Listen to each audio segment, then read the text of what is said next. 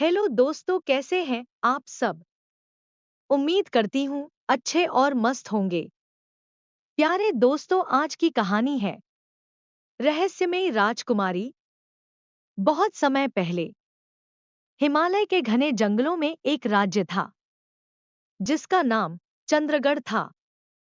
यह राज्य अपनी प्राकृतिक सुंदरता और संपन्नता के लिए प्रसिद्ध था। लेकिन इस राज्य से जुड़ा एक बड़ा रहस्य था।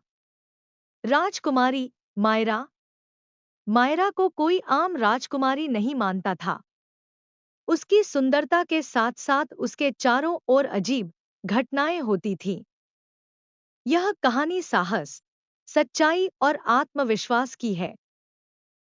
राजा आदित्य और रानी माधवी के घर जब राजकुमारी मायरा का जन्म हुआ तो पूरे राज्य में खुशी की लहर दौड़ गई। लेकिन उसी रात महल के पास एक तेज तूफान आया। कुछ पुजारियों ने भविष्यवाणी की कि यह बच्ची साधारण नहीं है, यह बच्ची राज्य की रक्षक बनेगी। एक ऋषि ने कहा, लेकिन इसके साथ रहस्य और चुनौती भी जुड़ी रहेगी।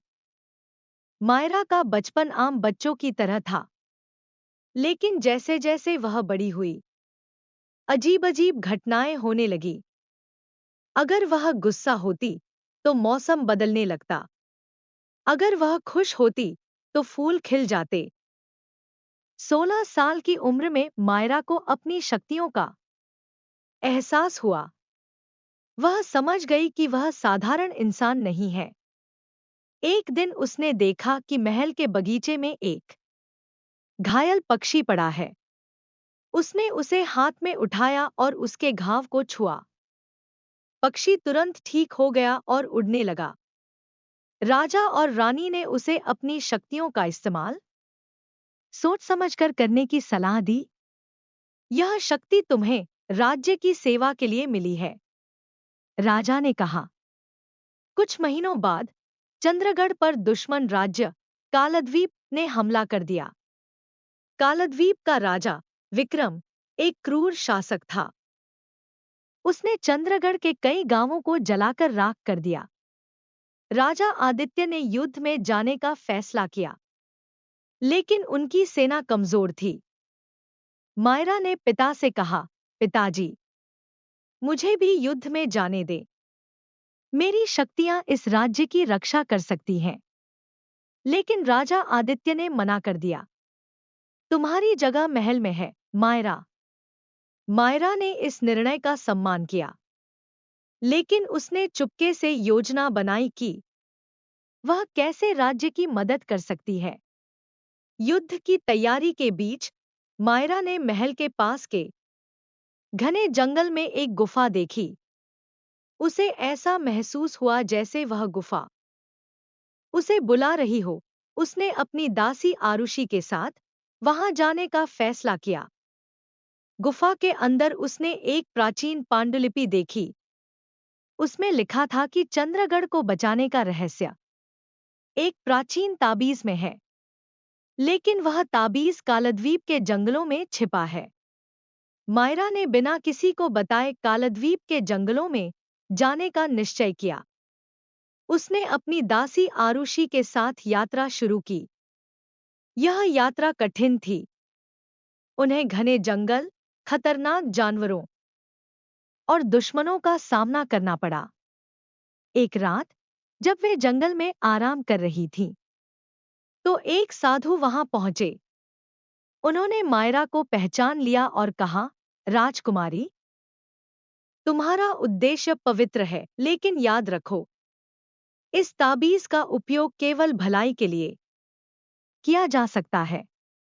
कई दिनों की यात्रा के बाद मायरा और आरुषि उस स्थान पर पहुंचे जहां ताबीज छिपा था। वहां एक विशाल अजगर उसकी रक्षा कर रहा था। मायरा ने अपनी शक्तियों का इस्तेमाल किया और अजगर से बिना लड़े ताबीज प्राप्त कर लिया। अजगर ने कहा, तुमने बुद्धिमानी और दया से काम लिया, यह ताबीज अब तुम्हारा है। मायरा ताबीज लेकर वापस चंद्रगढ़ पहुंची। उसने देखा कि कालद्वीप की सेना ने महल को घेर लिया है। उसने तुरंत ताबीज का उपयोग किया। ताबीज से एक अद्भुत प्रकाश निकला, जिसने दुश्मन की सेना को पीछे हटने पर मजबूर कर दिया। राजा विक्रम ने मायरा से संधि करने का प्रस्ताव रखा। उसने अपनी हार मान ली और कहा, तुम केवल एक राजकुमारी नहीं, बल्कि एक देवी हो। युद्ध के बाद मायरा ने ताबीज को वापस जंगल में रख दिया। उसने कहा, यह शक्ति केवल तब इस्तेमाल होनी चाहिए जब सच में जरूरत हो।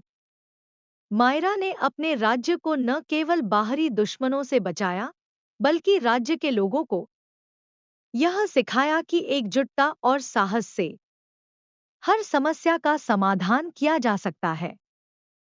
यह कहानी एक प्रेरणा है कि सच्चा साहस और सही इरादा किसी भी परिस्थिति में जीत दिला सकता है। राजकुमारी मायरा ने दिखा दिया कि शक्ति का सही उपयोग ही असली विजय है। यह कहानी सिखाती है कि अगर हमारे इरादे सच्चे और उद्देश्य नेक हों, तो हम किसी भी समस्या का समाधान पा सकते हैं। साथ ही हमें अपनी शक्तियों और संसाधनों का उपयोग सदैव भलाई के लिए करना चाहिए। कहानी नंबर 2, ठंड में गरीब विधवा बहू। यह कहानी है एक ऐसी गरीब विधवा बहू की, जो कठिन परिस्थितियों में भी अपने कर्तव्यों को निभाने और अपने बच्चों को एक बेहतर जीवन देने की कोशिश करती है।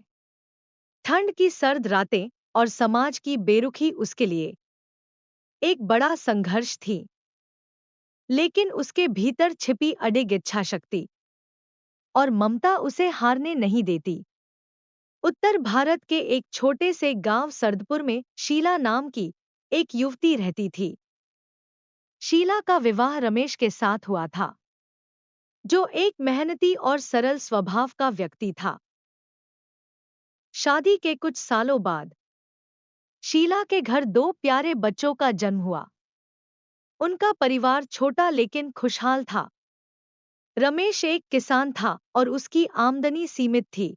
उनकी जिंदगी खेती पर निर्भर थी, लेकिन वे दोनों मिलकर अपने बच्चों का भविष्य उज्जवल बनाने का सपना देखते थे। लेकिन जिंदगी कब किस ओर मोड़ ले लेती है, यह कोई नहीं जानता। एक दिन खेत में काम करते हुए रमेश को एक जहरीले सांप ने काट लिया। गांव में चिकित्सा की व्यवस्था अच्छी नहीं थी और रमेश की जान बचाई नहीं जा सकी। शीला की दुनिया उजड़ गई। वह अकेली गरीब और जिम्मेदारियों के बोझ तले दब गई। 2 छोटे बच्चों को पालना और समाज की नजरों का सामना करना अब उसकी जिंदगी बन गई थी।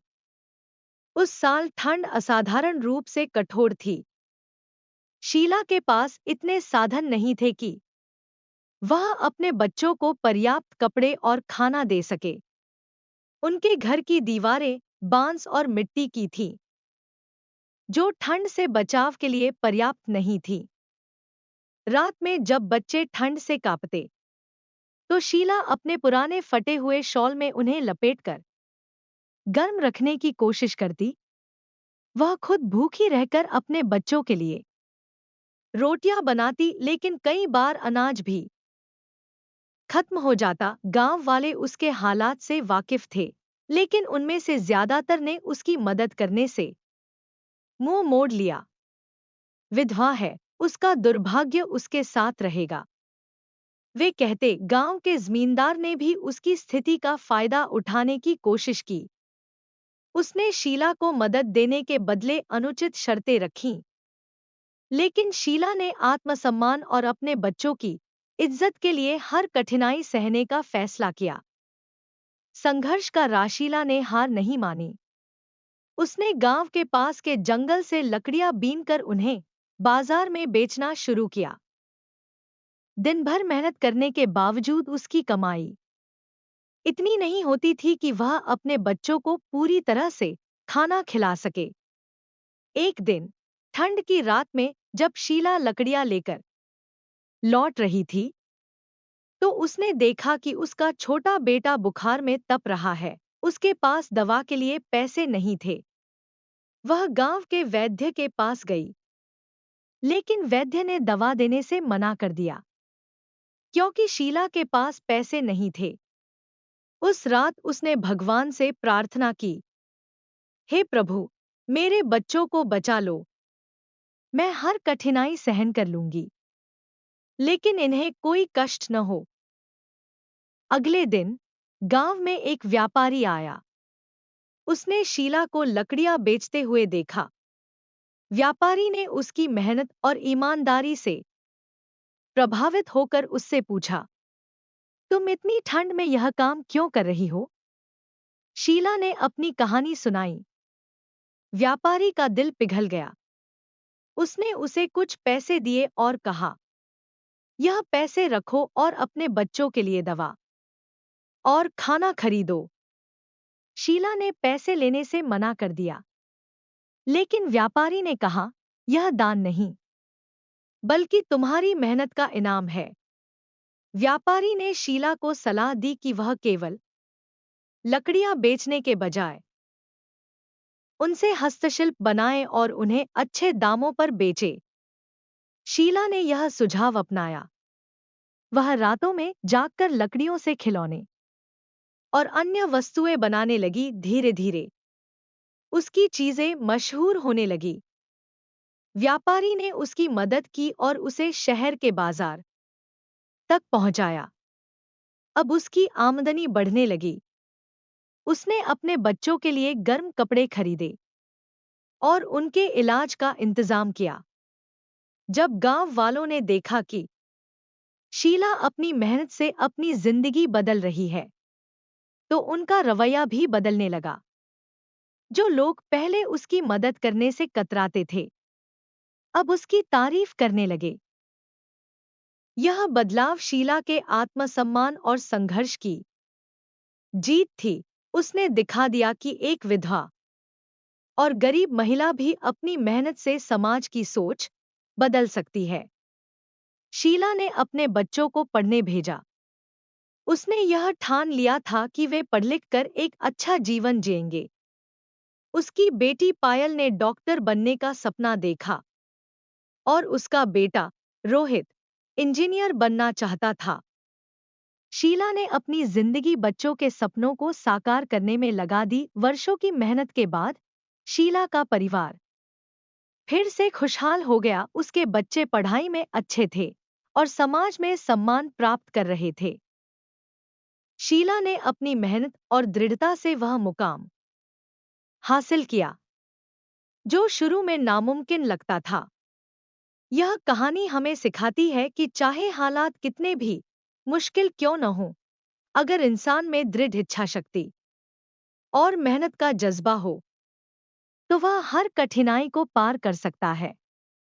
शीला की कहानी गरीब और संघर्षरत लोगों के लिए प्रेरणा है। उसने दिखा दिया कि आत्मसम्मान और मेहनत से हर ठंडी और कठोर परिस्थिति को भी गर्मजोशी में बदला जा सकता है। इस कहानी का संदेश है कि कठिन परिस्थितियां हमें तोड़ने नहीं, बल्कि मजबूत बनाने के लिए आती हैं। हमें अपने आत्मसम्मान और कर्तव्य के प्रति अडिग रहना चाहिए, चाहे दुनिया कितनी भी बेरुखी क्यों न दिखाए।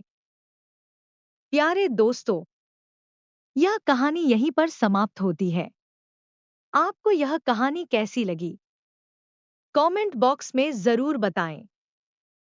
अगर आपको हमारी ये कहानी पसंद आई हो, तो कृपया हमारे वीडियो को लाइक, शेयर और चैनल को प्लीज सब्सक्राइब जरूर कर लें। इससे हमें मोटिवेशन मिलता है और आप तक ऐसी ही मजेदार कहानियां सबसे पहले पहुंचती रहेगी। प्यारे दोस्तों, नमस्कार।